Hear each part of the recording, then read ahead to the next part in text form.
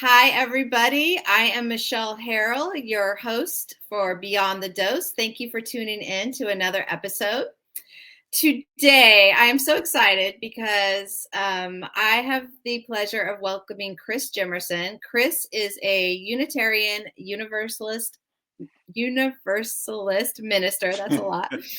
And he's also a former client of mine, which is super exciting to have him on the podcast because gosh, a lot of my clients are not as public about their use of psilocybin and why they came to use it, etc., and don't necessarily want the public to know, or their peers at work and things of like their families.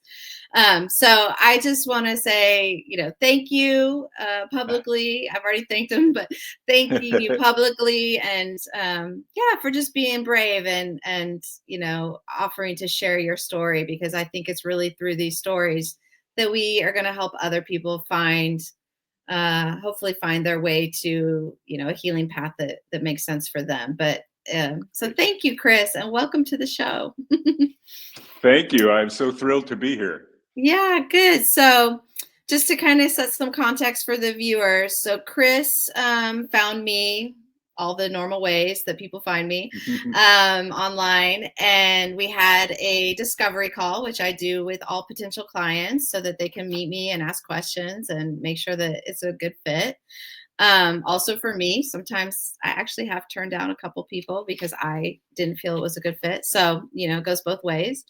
But the reason that you were seeking it out mainly was grief processing. So you had recently lost your partner. And so I'll let you talk a little bit more about that, but I just kind of want to set the context. Everybody comes to this for different reasons. I have had several clients that for the same reason we're grieving the loss of, a loved one or a family member, or sometimes it's the loss of something else. Like a job or a career or things like that, but definitely grieving is a theme I see a lot. And so it's also the reason, for me, it was my big why for why I wanted to get into this work. It was when, the experience of losing my stepfather to prostate cancer and watching my mom kind of grieve and quite frankly, deal with a pretty severe depression after his passing.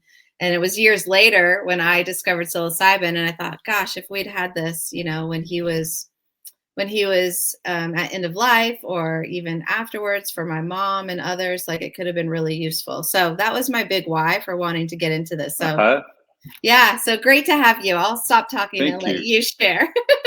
Sure. So as you said, I had lost my spouse, Wayne, after being together for 33 years, and I was in a lot of grief. Additionally, we had gone through 6 months of hospice care that some of it, at least at the time, I viewed as being pretty traumatic, although I'll talk later about how the psilocybin helped me to actually change that narrative and see it in a very different way. So I was in heavy grief. I would wake up every morning and my first thought would be Wayne's gone. And that would be my last thought every night when I went to bed. And so I was having these just waves of grief that would just wash over me and really would literally, not just emotionally, but literally physically pull me down. Like I would just collapse onto a piece of furniture.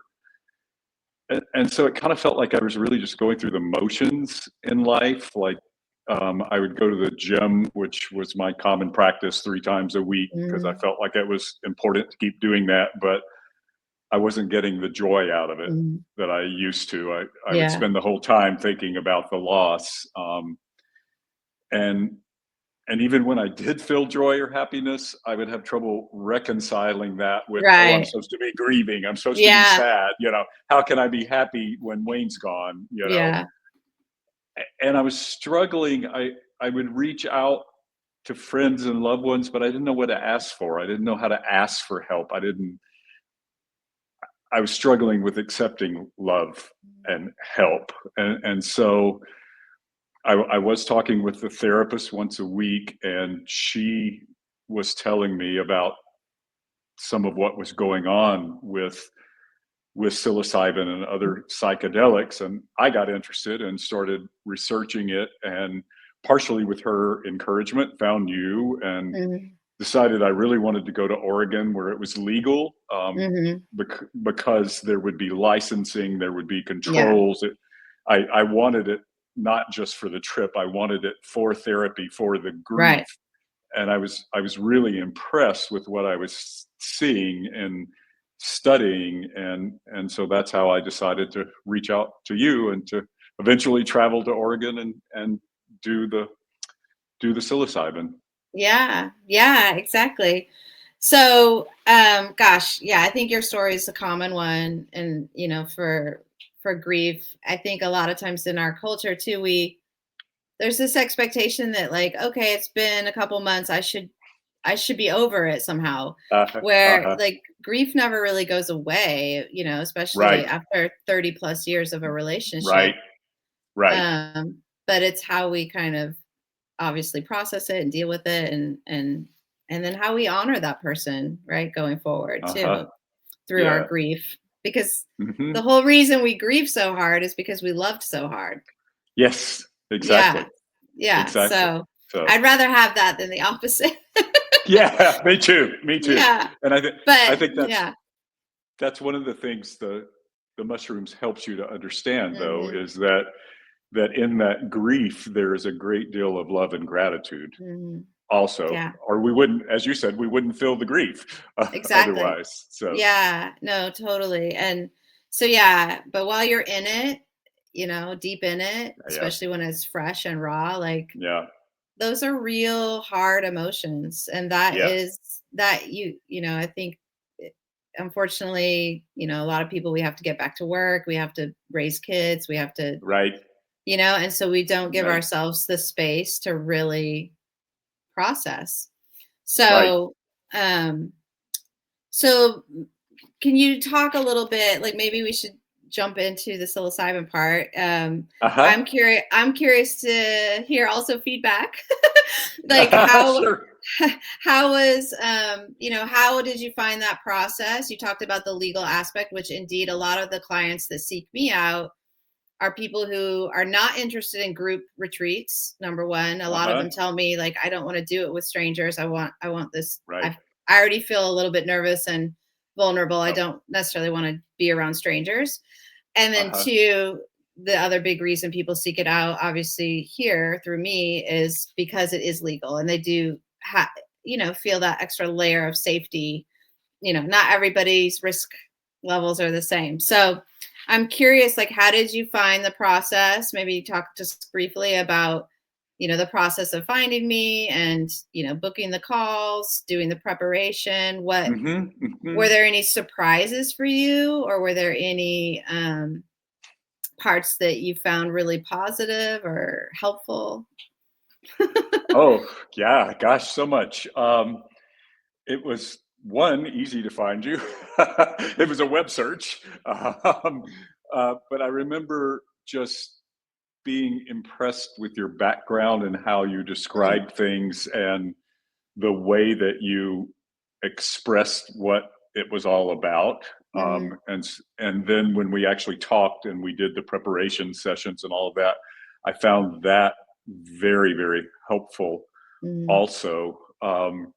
One of the things that I found with you from the very beginning that is actually a skill that I think I told you one time that we ministers struggle to work on is there's this so often the way that we can best facilitate people doing the personal development that they're mhm. trying to do is to provide information and support and presence and then step the heck out of the way. you Yeah, know and you were very good about doing that, and you were there also, with guardrails. You weren't going to let me sure. not walk out into traffic or Right, anything. right. uh, but to the extent it was possible, you facilitated my agency in the Mhm, process, and that was very, very helpful. And then you also gave me some references. I remember there was a podcast of a neuroscientist that talked about The really, Huberman Lab. Yeah. yeah, Yeah. and he really summarized a bunch of the research I had been looking at and summarized sort of what, in terms of how to do the trip, Mm-hmm. was most helpful in therapeutic outcomes. Mm-hmm. Um, the one surprise is that I found that once I got into the trip, all of Mm-hmm. that research and all of that I had done, I somehow used it as a way to not surrender to where the psilocybin was trying to take me, and started Yeah. going, oh, I'm not doing it right. The guy on the podcast said I should be doing this, Yeah. and it was actually a way to sort of fight the surrendering to Yeah. the psilocybin. Uh, but but it was very helpful that you talked with me a lot about that surrendering is the way to get to where you're trying to go. And so I kept coming back to that, and eventually I was able to surrender. And I also, you mentioned group or individual. I think for me, individual Yeah. was key because of the deep grieving Yeah. that I needed to do. So anyway, Yeah. one of the surprises was, like, all my prep work I used to kind of not do what the prep work said I should do. Yeah. So Well, yeah, I mean, yeah. gosh, yeah, I no, but thank you for saying all that. I think a lot of times people, when I meet people and I tell them what I do, I think that like they think, oh, do you have a therapy background? How did you get into Right. this? Do you have a therapy Right. background? And it's really important. I love that you came to that conclusion on your own. That's not my role. My role is not to provide advice. My role is not to, no facilitator's role, quite frankly, should be that. While you're under the influence, even Right. there are therapists who have dual licensure here in Oregon, who Hmm. have, they're Hmm. Hmm. therapists and they also have a facilitator. They're not actually allowed to practice under both those licensures at the same time, and you're not Right. supposed to give directive feedback or advice or Yeah. lead people in a certain direction Hmm. while obviously under the influence, which rightly Yeah. so. I think that's a good rule. Yeah. Um, I and so, agree. but it's true. It's and that's one of the things I talk about with, clients in preparation is I'm here to hold space for you and keep you safe and keep you comfortable. But I don't tell you what to do. I don't tell you, Right. sometimes people ask me things during their journey and I'm like, I Uh-huh. don't know. What do you think? Right. So like, Yeah. Yeah. um, but it's really, and a lot of people tell me after they've never actually had anyone truly hold space for them Yeah. because and I myself in my personal life probably should practice that more sometimes too, because when you're close with someone and you have a relationship with someone and they're hurting or they're, Hmm. it's like our natural instinct to like console and to like, oh, it's going to be okay, especially with Yeah. grieving, right? People don't Yeah. know how to react, people don't know what to say, it's Right. uncomfortable, and so they just say, oh, Right. you're in my prayers, you're in my thoughts, thinking of you Hmm. guys, I'm so sorry, my condolences, but we don't really know what to say or how to help. And it's really hard, I think, for family members to hold space for each other like that. If, someone you really love is breaking down and crying and upset, it is our natural human instinct to console. But sometimes it's best just to be in the room with somebody and let them have their breakdown and let them have that moment and let them know you're not alone here. I'm here if you need me, but I'm going to give you this Yep. space. And I think that's what's really Absolutely. special about psilocybin and this type of experience is that the work you're doing all the work, I'm not. Uh-huh. I'm in the corner and I'm keeping an eye on people and I'm making sure they're safe and comfortable, and if they need me, I'm there. But really, it's my clients doing all the hard work, not me. Yeah. So Yeah. yeah, yeah. Oh, beautiful. Thank you for saying that. Sure. So yeah. So do you want to, I'm curious about some of the insights and lessons learned. I know a few of them because of course we did integration Sure. together and you and I followed up on some emails a couple times, but Right. I don't often get to hear from clients, months and years later. Some I Uh-huh. do. There's some that let me know, but a lot of times I don't hear from people back. And I'm so curious, Right. especially since this is I'm not saying it's a new therapy, because it's been going on underground for many, many, many centuries, and with indigenous groups. But in our Western legalized culture, this is a new industry, and so we don't have a lot of, we're just kind of starting with research and data all over again to understand the longer term effects. So, and gosh, when were you here last summer? Where is it? I was there in early December of last year. Oh gosh, it wasn't even that long ago. Yeah. Okay. Yeah. So, but it's been we're coming up on 6 months, sort of, kind of. Yeah. So I'm curious, did you continue to have, I know you had initial insights, so please share those with the audience, but also I'm curious to hear, what further insights you had afterwards, because that's often where the real nuggets and, really good stuff happens. Yeah. So I think a couple of things that actually happened during the journey itself have become insights in their own way. Like that struggle with surrendering, I have continued to carry with me and realize that that happens in life, and that's a part of growth, and that's a part of where we have to go through that to get to where we're going with personal and spiritual growth. And the deep sense of grief and loss that I eventually felt during the experience was also like, I had to realize that Wayne physically in this realm, in this world, really was totally, completely gone. Yeah. And have that absolute total sense of loss in order to get to, and in fact, I remember thinking, oh, the journey's over. This is what I needed to do. And I looked and saw I was still hallucinating. So I was wearing a mask, and I put it back on, and there was this chant music on.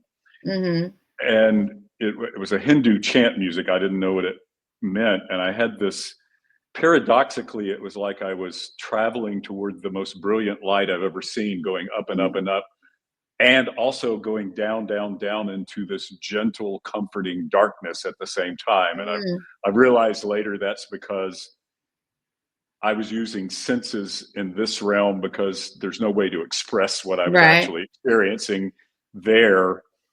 And I remember just suddenly saying, hey, God, there you are. And then I said, hey, Wayne, there you are. And I don't mean I didn't see them or hear them, but just their presence was there. And it was this love and joy like I've never known before. And there was this humor, like I was like, hey, guys, I've been struggling a little bit here. Haven't you noticed? And they were like, hey, we've been here all along. We were waiting for you to get to us, So, and I say all that because one of my learnings is that there is this actual presence of love that Wayne is now a part of, and that God is that presence of love in our life, and that the struggles I went through to get there are a part of it. That's part of our task in life, is to keep getting to God.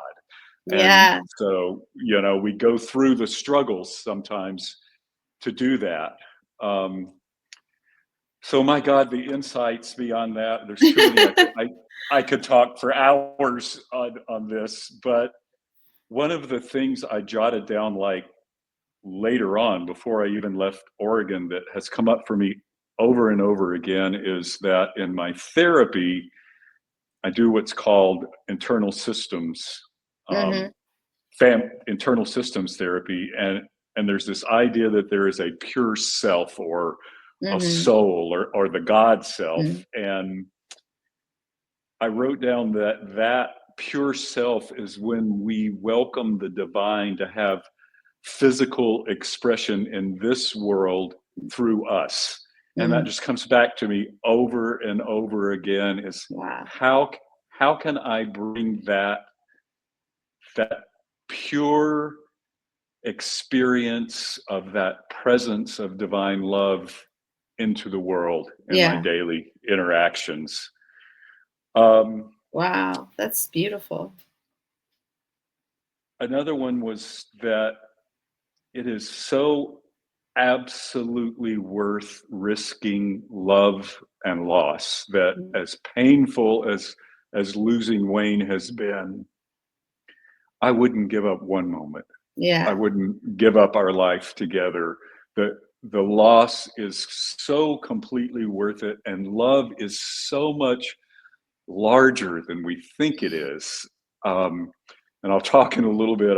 I've actually found a new love in my life Oh, since you and I wow. were together, and I think the psilocybin experience and that realization that love is so much bigger than we think it is. Hmm. I don't think Yeah. I wouldn't have been open. The grief would have kept me from being open to a new love relationship Hmm.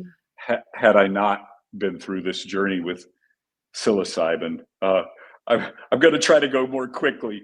No, um, you don't have to go quickly. No, no. I mean, honestly, um, I think like that, what you just said, I think there's so much in there, so many layers, yeah, but yeah, um, I think what we often do to ourselves is we also place all these kind of social norms and ideas yep, and cultural beliefs and yep, our core beliefs from when we were children and from our parents and right, grandparents, right, that are passed down. It's like, right, oh, some cultures you're supposed to grieve for a certain period of time before you can even, especially as a woman in yeah, some yeah, cultures, like, yeah, yep, you have to dress in right, black for years or whatever. Like, right, um, and I think what that is indeed what often happens with clients in psilocybin, regardless of their reasons for seeking it out. It's like these old paradigms and stories and beliefs that we mm-hmm, have placed upon ourselves or that we've bought into consciously or mm-hmm, unconsciously, subconsciously, they kind of fall away with psilocybin. And to your point, it's like it gets to the like real heart of the matter. Which yeah, for me, yeah, for me, and I know for you is, for me is God, and that is, our purpose. What you said is exactly how I believe. It's like our purpose in life is to create more space for Him here, not the other mm-hmm, way around. yeah, But that's still really hard, and the surrender is really hard in daily life. I still struggle too. yeah, It's not like you've mastered it and now you're done for life. It's not like that. It's like life keeps throwing us twists and turns and new surprises, some good, some not so good. And yeah, and every time is a new kind of challenge or a new level or whatever you yeah, want to however you want to describe that. But surrender is for me like the biggest challenge in life as well. And I it yeah, and it to yeah, me it is faith. That is what faith is. yeah. Faith is believing that you're going to be okay regardless of what's happening now, right? Right. Yeah. Yeah. Yeah. And that so relates to another thing that happened for me is, and even during the journey itself, the learning to accept paradox, that two Mm. things that don't seem like they could be true at the same time can be. Mhm. And and God or the universe doesn't send you a new love on your schedule. You But no. they come into your life when they come into your life, right? Yeah. A- And and I remember getting almost angry during the journey sometimes because I was like, it cannot be that simple. God is love, or we're here to take care of each other, or whatever it might be. But Mhm. I'm going to do a sermon called No, it really is that simple. And Yeah. yet it's also complex because Yeah. simple isn't easy. And so it's simple, yes, that we are here to love and take care of each other. That's not always easy to No. actually do in this world. And so that Yeah. accepting of paradox, I think, is part of the surrender Mhm. that I learned to do, is to go, okay, these two things can be true at the same time. Now let's explore that, you know. Mhm. And then I Yeah. guess the one thing I would add other than that is you ask about sort of something that's happened sort of after the Mhm. experience, and the continuation is I have discovered, due to some things in my own background, that part of my continuing work is to accept being loved, Mhm. accept being the one that's taken care of, accept being the one who accepts being protected. Mm, And I don't like being a minister is great. And the fact that I loved and took care of and protected Wayne was great. But I have struggled a whole lot with letting other mm, people do that for me. mhm, And so one of the things that happened is my entire grieving period before the psilocybin was grieving my love for Wayne and him no longer being there. mm, It wasn't until after the psilocybin that I went, oh, there's this whole other element. I miss him loving me. I yeah, miss his love for mm, me and what yeah, he did for me. And it was hard for me to even accept that, much less be yeah, grateful for it. So one of the ways that psilocybin led me was to start really looking at how can I grow to be more accepting of being loved and mhm, not always being the active partner right, in my relationships, but accepting help, accepting love. So right. Oh, that's beautiful. I think that's like also a common struggle for a lot of people, yeah. men and women. Um, I I think we're conditioned to kind of believe like if you're strong, you don't need help, right? Or Uh-huh. you Right. know, Right. and I always tell people it's actually, vulnerability is really hard for us. I don't know if you're a Brene Brown fan, but she talks Uh-huh. about it, how it's actually quite courageous, to be vulnerable. Uh-huh. Uh-huh. Which I think a lot of people understand intellectually, but to actually embody that it's different. Yeah. Yeah. Um, and really it's when we're vulnerable with other people that we connect with them. Mm-hmm. And so we Mm-hmm. all are seeking that connection, but we Right. stumble because we keep, we kind of keep these barriers or walls up and like, not don't show Yeah. too much too soon kind of thing. But really it's through that vulnerable exchange of, and that's Yep. through joy and pain, Yep. that we actually form connection with other human beings. Yeah. And that's the irony of it. Yeah. Yeah. Yeah, I've come to love that from Brene Brown now. I have to admit that the very first time I heard it, I was like, "What? What are you talking about?" I was kind of like, "No." So Yeah. yeah, yeah, Yeah. No. yeah. Wow. Beautiful. I love that. So I'm looking at, because I know I could talk for hours too about this stuff. Uh, So I know you also, there was a moment for you, and I don't know if, if you don't want to talk about it, tell me. That I know there was a moment after where you were at like an art museum and something happened and you were going to tell me oh, about it, but I don't remember what exactly it was, but does that ring any bells? yeah, it does. Wayne and I had both always loved hummingbirds, but him Mm, m- specifically, he always put hummingbird feeders in the backyard, and mm, he had had a very spiritual experience himself involving a hummingbird that mm, he had told me about. And we used to go to Santa Fe often around Christmas time, and we had bought a little beaded hummingbird Christmas ornament that one mhm, of the local artisans had made, and it had gotten lost. Um, and so I had gone back to Santa Fe after you and I had been together, mhm, um, in memory of him and to go some places that he and I mhm. had been together. And so a much longer story that we probably don't have time for.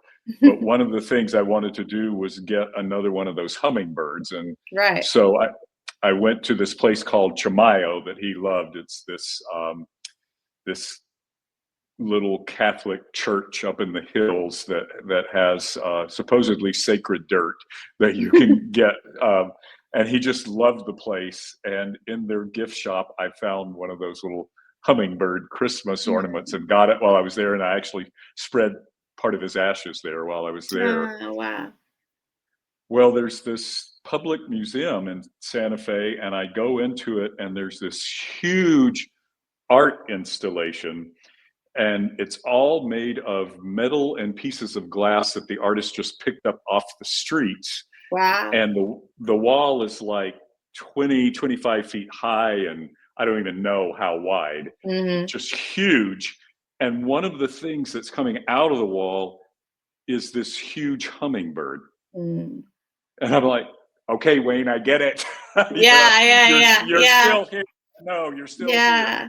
Yeah, no, Yeah, I love that. yeah, I know I hear from a lot of people, not clients, just people in general, that they find little signs like that from past yeah. loved ones who've passed. All And I believe in that wholeheartedly. So yeah, all I the time. think that's I amazing. The other thing that's happened that is so cool is the song, the chant where I had the Mm, experience of being with God and with mhm, Wayne was Hindu, and it turns out that it's about the Hindu uh, God of destruction and creation. And mm. the chant literally means salutations, O auspicious one. And I'm like, Mm, well, I greeted the auspicious one with, hey, God, mhm. there you are. Yeah. Yeah, yeah, yeah, yeah. Yeah, but, but what is so cool is now when I meditate, if I play that song, very often that experience comes that back. happened comes back. Yeah. Yeah, And so I can reconnect with that. Um, yeah, so, so it deepens my meditation even when I'm no longer taking psilocybin. So, right. I mean, yeah, I try to tell people like this experience, you will remember it and it will continue to provide you new insights even years later. yeah. Sometimes, I mean, gosh, I think like 2 years after one of my experiences, like still sometimes having insights that I was like, oh, and I was just kind of connecting the dots for Yep. myself. It was like, oh, I never Yep. thought of it that way, or I didn't realize that was about this, or whatever Uh it huh. was. But Uh huh. sometimes if you, especially, obviously you have to be doing the work in integration to kind of Right. continue to glean those and really be present and pay attention and practice Mm-hmm. stillness or meditation or faith or whatever it is for you. But um yeah, I want to talk a little bit more about that surrendering piece, because that is so Uh hard huh. for people. It's so hard for people. that Mm-hmm. is that is the thing that every single person struggles with. Mm-hmm. even Mm-hmm. even even the clients, that some clients struggle obviously much less than others, but I feel like everybody has this moment in their journey where, like, if they're going to fight it, it's like there's this moment where they have to kind of come to face with themselves, right? Uh and huh. it Mm-hmm. really is true that your mindset and the ability to surrender is, for me, in my opinion, what makes or breaks either having a really big, full, expansive experience versus real struggle the whole time. Mm-hmm. Some clients do struggle almost till the very end, and then they kind of get Mm-hmm. over that, like, difficult launch period where they're finally able to kind of feel that unconditional love and that Mm-hmm. overwhelming, Mm-hmm. like, peace and joy. So they enjoy that part, but the part leading up, they don't always Right. enjoy. Right. Um, I don't know, like, I'm always looking for new ways to kind of describe it and prepare people for it, because even the clients are like super excited and say they have no nerves and everything's, Mm-hmm. hunky dory. I find that they're actually the ones who sometimes struggle the hardest. They're Mm-hmm. not always fully in touch with themselves in a very Right. honest way. Right. Right. Or they don't, or they just underestimate, I think, how it's going to actually feel. And it's so hard to Mm-hmm. describe, right? It's so It hard. is hard to describe. Yeah, I do my best as a facilitator to help prepare people for it. Uh-huh. The way I often describe it for women, and I know this doesn't always apply for men, but I tell women it's kind of like an orgasm, in the fact that, like, if for women, if we're in our heads and we're thinking about what we look like, or the lighting, Mhm. or, like, what if we're not in our bodies and we're in our heads Mhm. during lovemaking or sex. Uh-huh. um it can be hard to reach orgasm for many women. Right. um it's like it's just out of reach. It's like you're almost there, but you Mhm. can't quite get there, and that's the only way I know to describe how it feels to fully surrender to psilocybin. It's like if you're trying to control it and guide it, or, like, I don't want to, Mhm. but at the same time, you are able to really kind of change the channel. I heard somebody say recently, another facilitator used that term. I'm like, oh, I'm going to remember that. That's a good one. It's like, you do have control. Your mind is very powerful during this experience, and you can kind of talk yourself out of a full experience if you want to. So I always say, hey, you do have the power. If it's too much, it's too hard, you can kind of sit up, open your eyes, talk with me, and you can literally change that channel. But for those who really do want to give and fully surrender, do you have any, like, what did that feel like for you, or how did you finally overcome and let go? Do you remember? It's so hard to. I do. So for me, maybe because I'm a minister, I described it to my therapist as it was like the Jacob's struggle with the angel in the Old Testament of the Bible. I was just like, I would not let go. I was gonna struggle and wrestle with that angel, and the angel was like, no, you are going to take this blessing whether you want it or not. But I refused to believe it was a blessing, right? So it was kind of the opposite of Jacob and the angel. And for me, it was very much what you described. And what I was doing is very typical of me and some of my background is I was telling myself I wasn't doing it right, and I was using that to fight going where I needed to go, which was first into the grief very deeply. Yeah. And the way that I finally and so the struggle was really difficult. In fact, I remember thinking, I wish there was just something I could take and we could end this, and I could just say, let's just call the whole thing off,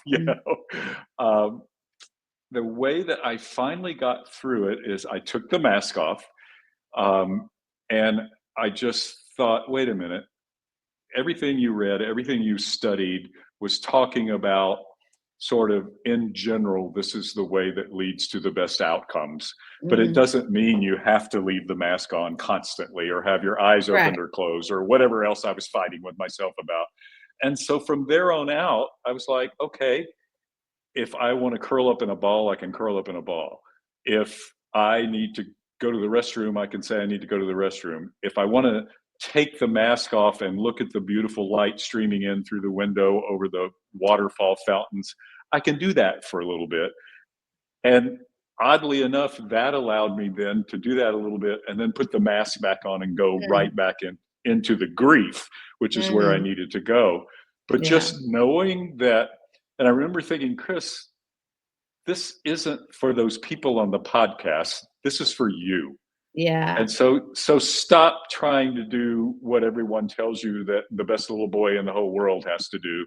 Yeah. Just let this experience be for you and go where it takes you.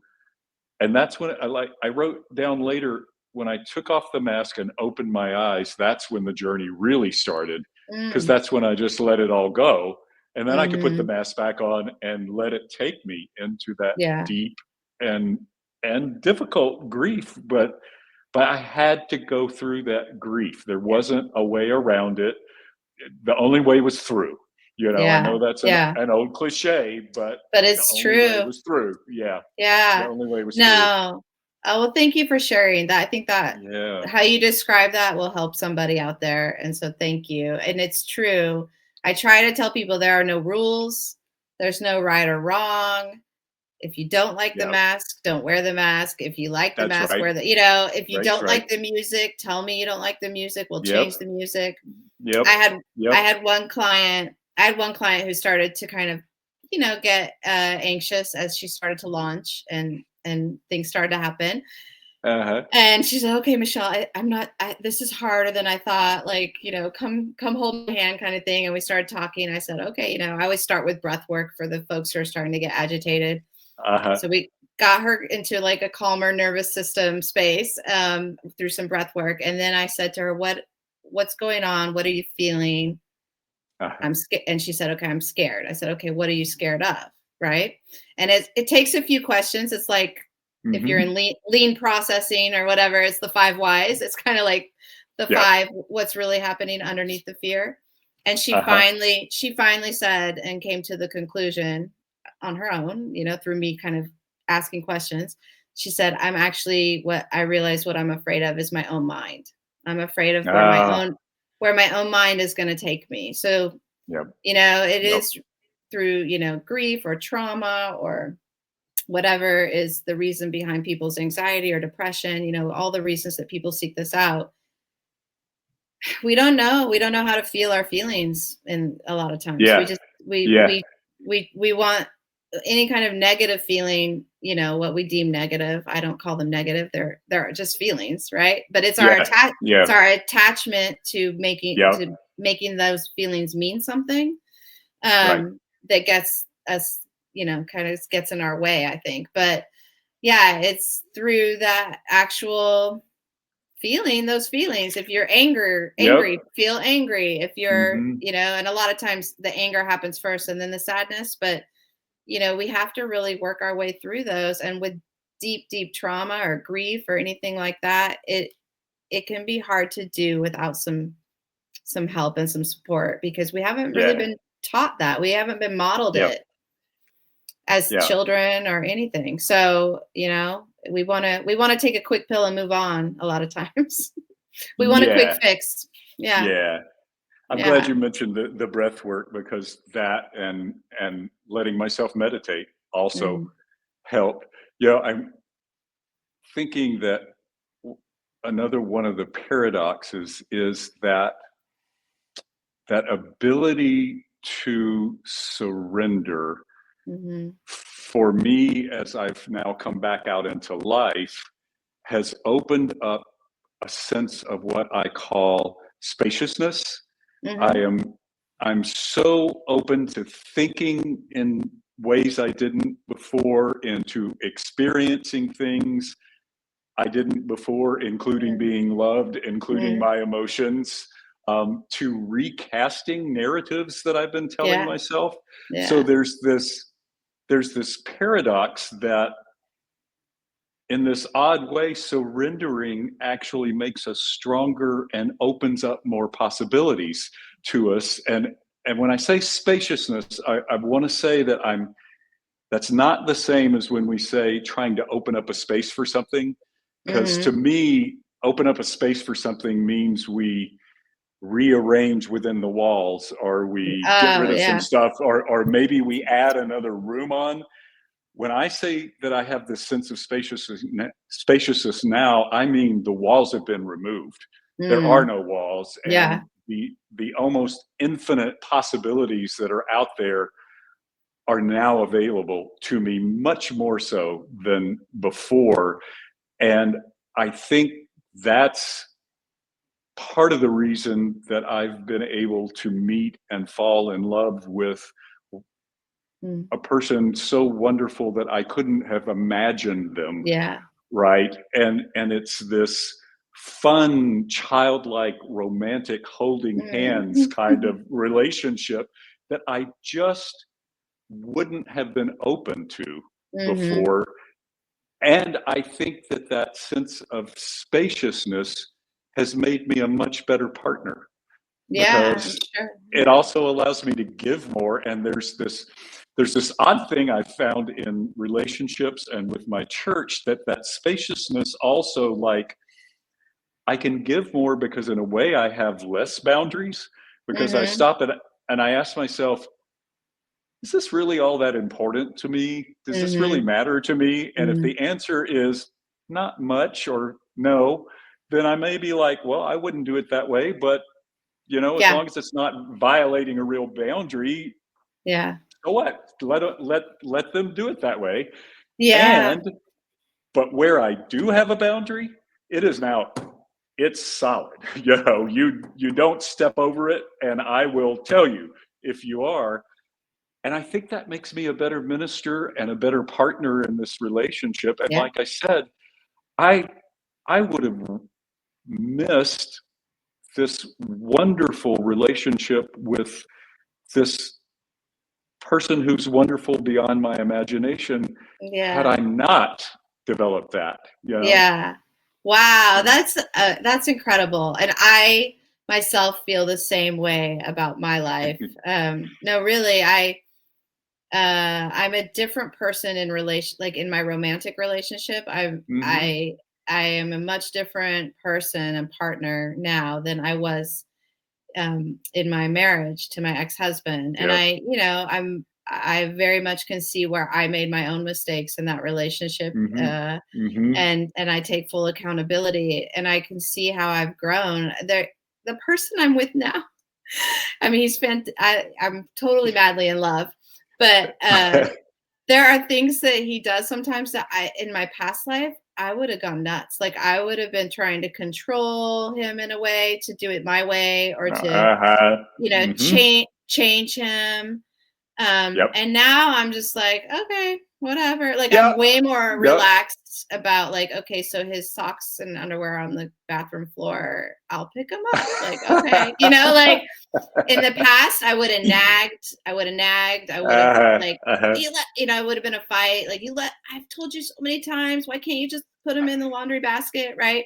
Yep. And now I'm like, does it really matter? He brings so Yep. much depth and meaning and love into my life. Like, I Yep. can forgive him dropping his dirty underwear on the floor after a shower or whatever, or before a shower, right?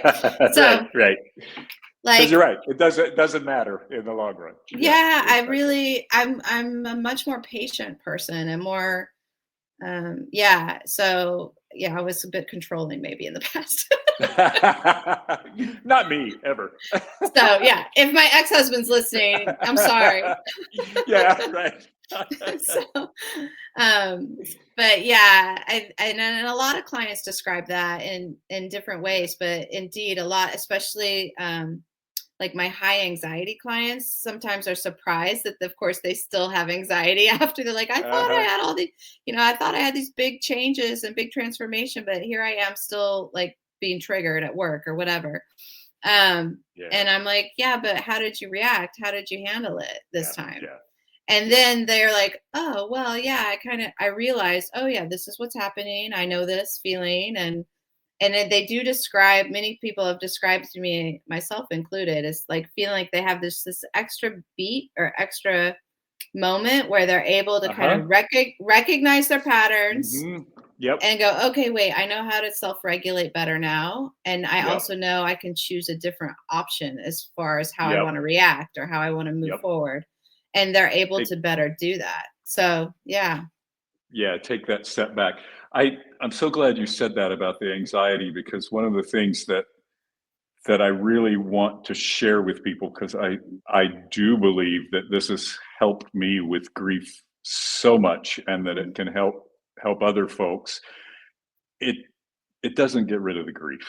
I still Yeah, miss Wayne. of I course. still grieve Wayne being in this world and in this Mhm. realm. I ended up with a new puppy that he and I had been talking about, that I'm convinced he somehow managed to help me get right. Um, and and I still grieve him not being here to see him play with that Yeah. puppy. And it's not the same as it was, because I still feel the pain, but there's also joy and gratitude mixed with it, and I'm not fighting it Yeah. anymore. I accept it's part of who I am now and part of my life now. And so, the Buddhists have this idea that suffering comes from attachment. Suffering is That's something right. we do to ourselves. Mhm. That doesn't mean we won't feel pain, but pain is not the same as suffering. And just earlier, a few days ago, there's this vase that I'm looking at from here in our house that Wayne had decorated with those, dried willow branches Mhm. in it. And it had gotten messed up. And the other day I was going to fix it. I hadn't thought about it in years because it's just been there. And all of a sudden I could just, like, he did this, like he was Yeah. there with me trying to put those branches back where they went. And the pain was overwhelming. I doubled over, Mm. and I loved him, and I was so grateful. And so it was just different than it Yeah. was in the past. And one of the things I've realized is part of that is it's because I don't get up every morning thinking Wayne's gone anymore, and I don't go to bed every night with that being my last thought, because now he's not gone. He's Mm, not he's he's not with you. in Yeah. the he's with me. It's in a different way, and I Yeah. still miss him being here physically, but he's not entirely gone. And one of the wonderful things about Woodrow, the new person in my life, is one of the boundaries I set up front is you get me, you get Wayne, Yeah. because Yeah. he's part of who I am. And he completely understood that and Hmm. completely was like, no, your life with Wayne is part of what made you the person that I've fallen in love with. And Hmm. so talk about a boundary and then an acceptance of a Hmm. boundary and spaciousness on his part to accept that. Wow, that's just beautiful. Yeah. And again, it's that sense of spaciousness and accept and surrendering and going, this is part of my life now. Hmm.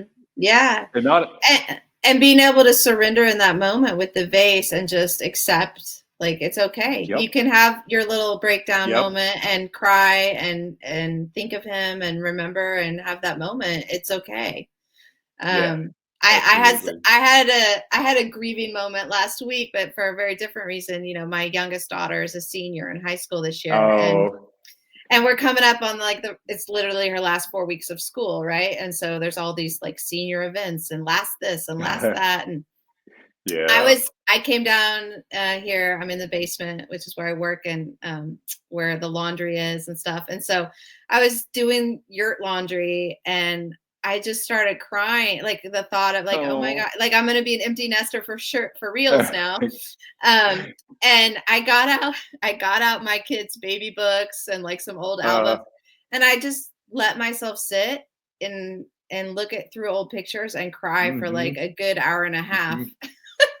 mhm, And mhm. but I needed to do, like, it Yeah, also felt good. It felt good to do yeah. that. I was gonna And I say, had, I bet you yeah, felt better afterward. Yeah, yeah. And I had yeah. fun kind of reliving, like I get teary-eyed, but I had fun reliving, some of the pictures and remembering those Uh-huh, moments. And yeah, uh-huh. yeah. Yeah, So absolutely. but in the past I maybe would have not, I would have been like, oh, why are you being so silly? Stop, Yeah, and like, just power I have through. Yeah, I have stuff yeah, to do, right? yeah, yep, So yep. I think, yeah, that it's so important to just give yourself space for whatever you're feeling. And that, I had a client actually directly after her journey, as she was coming down. She said, I get it now. A lot of people will say, I get it now. Yeah, But she said something, so true and so cliche, but she, like, people can really feel it and embody it, I think, after this experience. As she said, yeah, I get it. Joy and pain are two sides of the same coin. You cannot yep, have one without the other. We wouldn't know what joy right, feels like if we didn't have the opposite emotion yep, like, you don't know when you're yep, being joyful if you don't know what pain is. So right, and life is full of both. That is yep, what this life is. And it's learning yep, to find the gratitude for both, actually. yep, yep. Yeah. Yeah. Yeah. Oh, beautiful. Ah, love it. Okay. So Wow. Well, I mean, I know we could talk for hours, but are there, any, I'm curious, has it expanded your faith at all? Actually, that's my last big question. yes, it's made me a better minister because now Mm, I have that sense of that all powerful love as an actual presence. mm, And I think just in terms of preaching and offering pastoral support and being with folks in the church, I just think there's a level of being present mm, and being more fully myself than mm, ever before as a minister. mm, And I really, I think that when one has had that experience of that all-powerful love and the vastness of our interconnectedness, Mm, I I don't think one can engage in a faith that is about division or mm, separation mm, anymore. It's it's about bringing that love into this world and to every single person and being in this mm. world. And if that's not what God is, then I don't know what Yeah. faith is. And so, you know, I could see, I mean, it's certainly, like I said, it's made my meditations go deeper even Mhm, after doing the mhm, psilocybin. I'm more connected with the spiritual. I see it more often, and I can see microdosing or even sort of mid-level dosing mhm, as a regular practice being mhm, part of one's spirituality. mhm, And I could even see if someone were inclined to have periodic journeys, mhm, even maybe sometimes with a setting where some of the rituals and symbols mhm. of whatever their personal faith Sure. were present as part of the setting for Yeah. the journey. And I will tell you, I think a powerful testament to that is that I am actually now training to be with people on a journey, but from a spiritual advisor sort of Ah, chaplain standpoint. So okay. Wow, I, exciting. yeah, I believe in it that much. I mean, it just, um, I remember right afterwards thinking this burden has been lifted. And I know that's another cliche, but one of the paradoxes is the cliches are true sometimes, you know. Yeah, no, Um, they are a lot of times. yeah, It really is that simple, as you said. Like, yeah, it really is that simple. And it's not. But as long as you accept both, that's the yeah, paradox, right? yeah, Um, yeah, but yeah. I do think that it has the power to help people Mhm, so much, and mhm. including in spiritual development. Oh, 100%. Yeah, I Yeah, agree. yeah, Yeah, no, I agree. I think a lot of what I found personally through my experiences, well, I found my way to God and to Jesus. I was not mm, a believer prior to my uh-huh, psilocybin experiences. So that was a huge change. And yeah, yeah, actually, took me a few years to fully integrate and actually own and say out loud because I had all these other beliefs and stories about what that meant, yeah, about other yeah, people. yeah, And I yeah, think that's the unfortunate part, I think, about faith, or, I think unfortunately a lot of us, we draw conclusions about something that we haven't actually tried for ourselves based on how we've interacted with others who say they are right, believers and they're not yeah, maybe fully embodying that. so yeah, yeah, um yeah, that's been the biggest aha for me, is like, oh, it's about a relationship with him and it has nothing to do with anybody else. Like, for yeah, me, right? Everyone's different, but yeah, that's how I view it. So it's not about a church, it's not about politics, it's not about history and the things that have been done in the name of a particular religion that maybe weren't great. right, Right? right, Yeah. A lot of right, bad things have been done in the name of religions over the years, right? All kinds of religions. But so yeah, for me it was that kind of like, this is really not about all that. It's just about what, my conversation with him and that relationship. But yeah. the other thing, that I think, gosh, I lost my train of thought. This happens That's this okay. happens to No, me a lot. This happens to me a no, lot these days. Um, no. I, oh, I, where was I going with that? Shoot. I don't. So faith, and there was another thing that I wanted to say, but now I can't remember. So, Yeah, yeah, but yeah, yeah. yeah. I agree, and I think that, you know, when I think about all of the world's religions, I think at their best, religions are a way for us to express faith, right? Mhm, And so they're a tool for us to have that relationship you're talking about, which is mhm, how do I how do I have a relationship with the divine and bring the divine into the world? And Mhm. I think that the way for religions to not get misused is to keep them rooted in that faith, and that faith involves love and Yeah. involves interconnectedness. Yeah. And then the religion becomes a way of expressing that, not a way of trying to control it. And we're surrendering again, right? Yeah. So No, there we go. exactly. Yeah. Exactly. And I remember what I was going to say. Oh, good. The other big theme for me was self-love. And I think Yeah. a lot of my clients find that for the very first Yep. time. Yep. Yep. And some of my clients are in their 70s. So, Yeah. Yep. I it's never too late. Yep. But Absolutely. yeah, and I think it's many of my clients say after, like, that is the first time I felt love for myself, or I felt like this Wow. expansive, unconditional love that people talk Yep. about.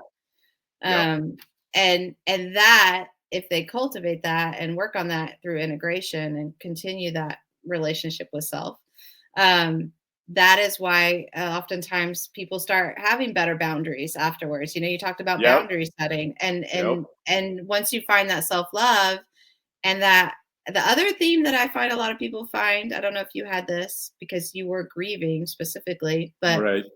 is this fear of death that people somehow kind Hmm. of overcome during their journeys. Not everybody, but a lot of people come out the other end feeling like the struggle that they had to surrender was almost like the surrendering to the possibility of dying.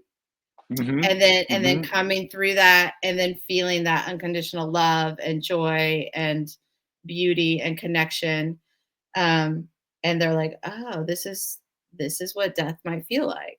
This this is this is this is okay. I kind of like Yep. this. Yep. And so then I they come back into this world and like, actually, I'm not really that afraid of death anymore. I think Yep. I'm okay with it, right? Yep. Yep. That experience I had of being in the presence of God, that Mhm. ultimate love, Mhm.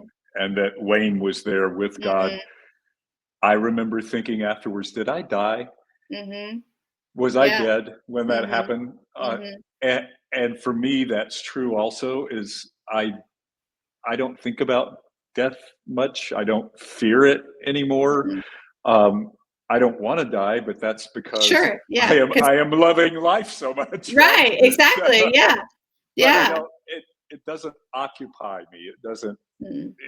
It's not something I have to, like, you know think on all the time at all. No. So yeah, Yeah, for me, it's completely shifted too. A lot of it is my faith, but as a mom, you worry about your kids, you yeah, worry about yeah, people that you love. right, I don't, of course I still worry. I'm a mom, but like, right. but I don't like those kind of existential thoughts of like, oh my God, what would I do if I lost a child? Or, Yeah, yeah, I feel like now with I really, that is faith for me. It's like, no, I know they're in God's hands. I know they're gonna have to walk their own path and learn their own struggles and overcome their own way. I can't do that for them. And that in a way is a sense that's a practice of yep, surrender. Like, yep, that's the hardest part of I think of being a parent is like your child is out there walking around and you can't keep them safe 24/7. And so you do have to in a way kind of let go and let them have their own path and find their own, yeah.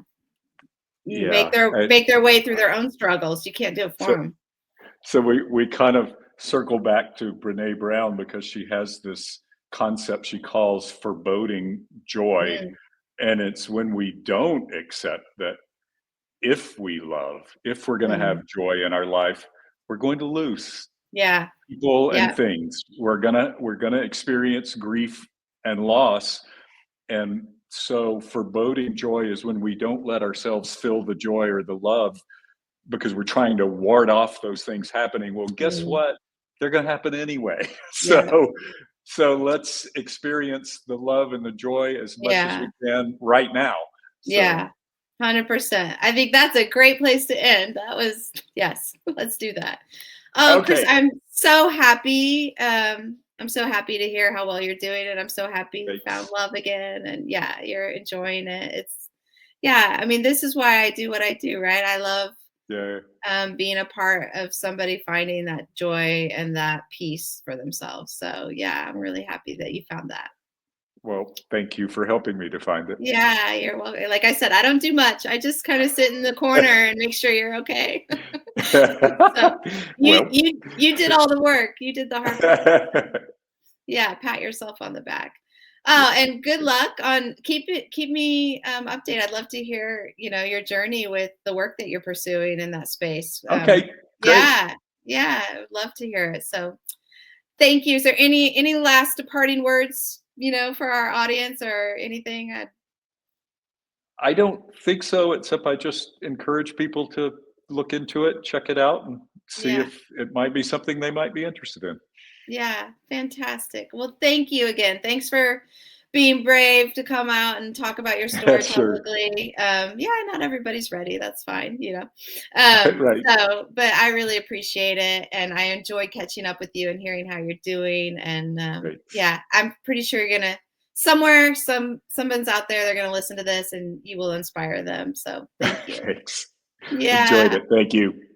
Thank you, everybody, for tuning in to another episode of Beyond the Dose. And we will be back again next week with a new fun episode. And if you like this episode and it spoke to you, or you know someone it could help, please like or share and give us some feedback. We'd love to hear from you. And thank you, everybody.